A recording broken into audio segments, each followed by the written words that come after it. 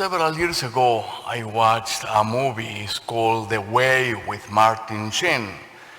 This is one of the few movies who really caught my attention, and I watched it a couple of times. It's a very dramatic story about the son of this man who died in the beginning of the way to St. James in Compostela, in the border between France and Spain, the Pyrenees. The son wanted to make the walk from the Pyrenees to St. James in Compostela, but he died and was not able to do the way. So the father wanted to fulfill the last wish of the son and decided to do the way. So hopefully you can have some time now that it's cold outside and there are a few options. You can look for the movie The Way, Martin Chen, about the way to St. James in Compostela. It's not exactly realistic 100% because, it's funny, but at the same time, it's a beautiful description of the way that so many people do from the Pyrenees to St. James in Compostela, very close to what is called the end of the earth. So when I did the way, I didn't do the whole way from France. I did the short one, only 63 miles. It's about 103 kilometers. And after the pilgrimage to St. James in Compostela, I wanted to go to the place that is called the end of the world. I heard about this place many years ago when I was very young. The teacher was telling us that the Spaniards, when they came to America, they were afraid of that place because it was very strange weather and in a very strange place. So I knew about this place, and then Martin Chen make another vivid memory, and when I was able to go, I went to the end of the world. And if you have someday the opportunity to go, because it's an amazing place. It's, according to the Spaniards of the 1500s, where the earth ended.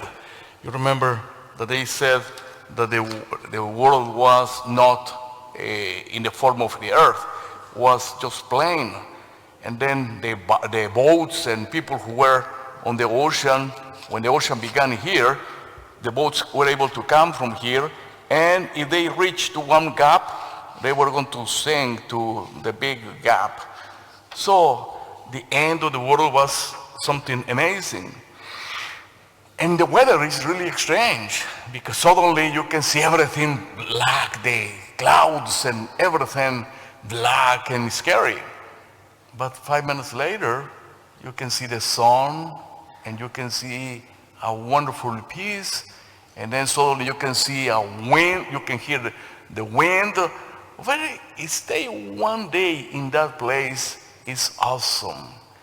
In addition to see the weather changes, and I know that here in New England people say, you don't like the weather, wait 5 minutes. Well, in that place you can wait 10, 15, but very dramatic weather in November in the end of the world. And then later, after enjoying the ocean and listening and reflecting and thinking about God's creation, I went to the town and I asked for places for tourism. And they sent me to the Fisherman's Museum. I never heard about this, so I went to the museum. I was the only one in the museum with the director, and he gave me a tour about all the things that the fishermen in the area are doing to fish normal, ordinary fish, octopus, and other species. And as he was talking and telling me how smart the octopus are and some of the species that they have in that area, he was also telling me that many fishermen, even today, they go to Mass in the morning and they make the sign of the cross and they go to fish. But they do not know if they are going to come back. because the weather, the ocean is very scary, but still, it's what they are doing for years and years and years. And they have in the museum the names of the men who died in the process of fishing fish. And to be honest, I never felt as ignorant as when I went to that museum. Because I am very humble and I know what the things I know and I know what the things that I do not know. And then I was disappointed with myself because I don't even know how to fish. I don't even know how to fish. And then when this man was teaching me the techniques and everything, things, I was just thinking, it's easier just to go to Market Basket or Shoals or something. But it was amazing, the things that I didn't know. And as a priest, I really felt ashamed because Jesus called his first followers as who were fishermen. And then he told them, stop doing what you are doing. From now on, you are going to fish men. After being in the museum, and every time that I proclaim or I hear the beautiful gospel today, when Jesus called fishermen to be the first apostles. Now, if you have the opportunity to begin the mission of Jesus, what are you going to do?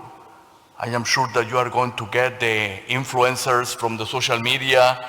You are going to find the professional communicators. You are going to find the best of the best to begin the mission. It's common sense.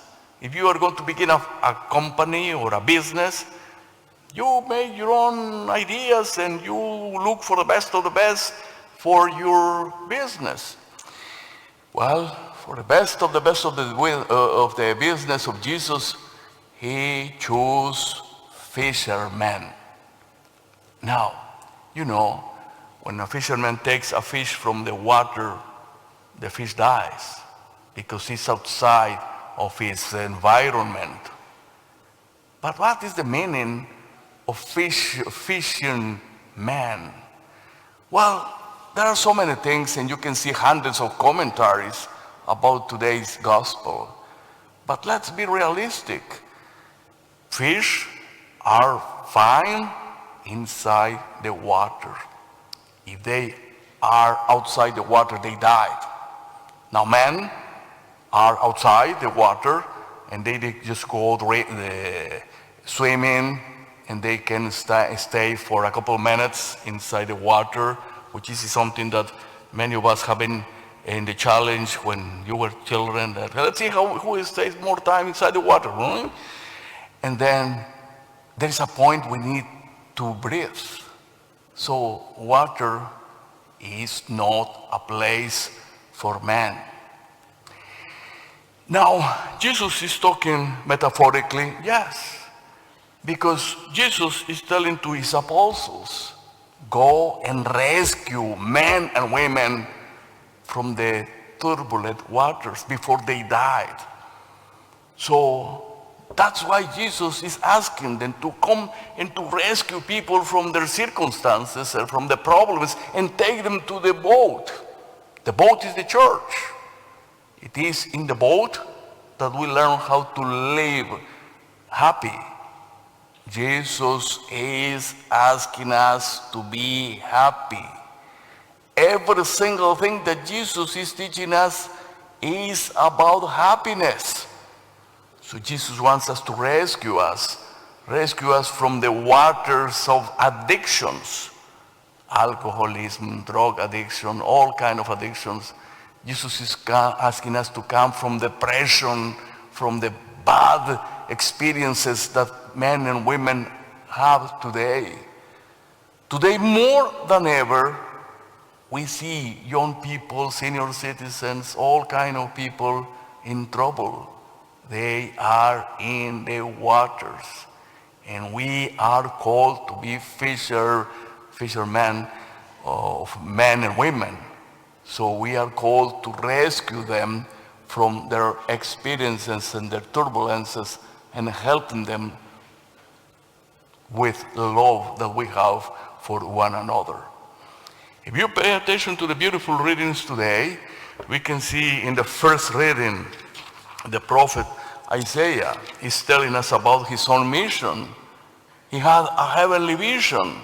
He sees all these angels singing, holy, holy, holy. Do you remember that sentence or that 3 words? Holy, holy, holy. That is beautiful. This is what we say at the Mass after consecration. Holy, before consecration, holy, holy, holy. This is the song that the prophet heard from heaven. The Jewish say, Kadosh, Kadosh, Kadosh. In other places, Santo, Santo, Santo. Holy, holy, holy. The Father, the Son, the Holy Spirit. And when the prophet has this vision, he heard a voice. I have a mission to rescue my people. To whom shall I send? And then Isaiah, being in a little heaven, says, Lord, here I am. Send me to help you with your mission. Isaiah in the first reading. In the second reading is St. Paul. St. Paul who is already converted. And St. Paul who had been rescued so many people from the waters and taught them the good news. What a beautiful sentence from St. Paul. I gave to you what I have received from Jesus. And this is the way that St. Paul made many followers. And then we see the gospel today. Jesus inviting us to fish men and women and to rescue them from addictions, from depression, from sin, and take them to the happiness that comes from Jesus. Today we can say, oh, that's beautiful. It's Isaiah, Paul, and Jesus. But now let's go to the fourth person. That person is you and me. How we are going to be able to follow Jesus' advice. Go and rescue people who are suffering and take them to the happiness that comes from God. Think about a family member, a friend, a neighbor, a people who need you. And be with them and preach the gospel of Jesus Christ and rescue that person from the waters and take them to the boat. And in the boat we are going to experience the happiness that only comes from Jesus. In the name of the Father, and of the Son, and of the Holy Spirit.